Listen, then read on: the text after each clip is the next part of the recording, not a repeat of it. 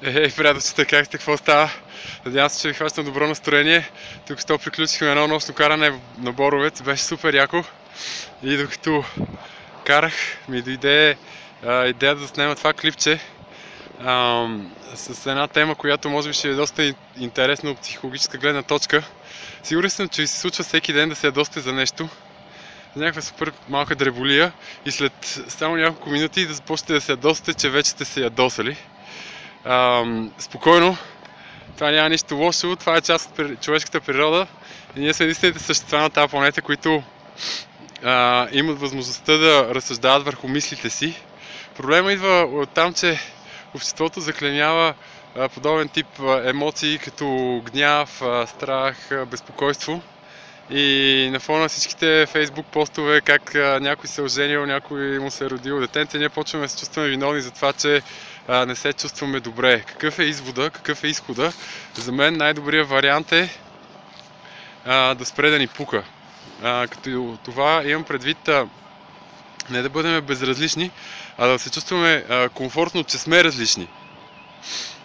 Защото в противен случай ще имаме един живот постоянно под напрежение и нещо, което ми прави много силно впечатление, особено когато става въпрос за негативните емоции и за болката особено, е, че ние се опитваме да избягваме нея постоянно. Това, което на мен тотално ми промени възгледа, беше когато разбрах, че всъщност гоненето на постоянно на позитивни емоции само по себе си е негативна емоция и приемането на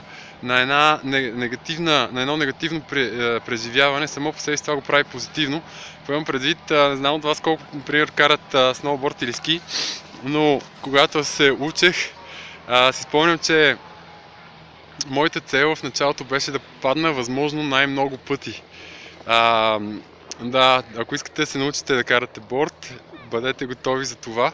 Защо ви го казвам? Защото единственият начин да станете добри в нещо е като преминете през болката. Това е движеща сила, може би най-голямата движеща сила в човешката природа. Всяко едно невероятно постижение, всяко едно ново умение придобито е свързано с преживяване на болка. Така че, всъщност, учейки се да приемаме болката, ние ставаме, няма какво да ни спре. Така че, това е видеото за днес.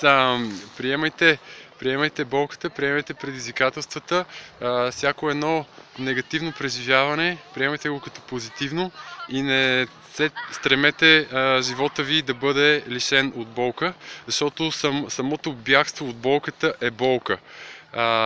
Това беше от мен. Пожелавам ви лека вечер и до следващото видео. Бай!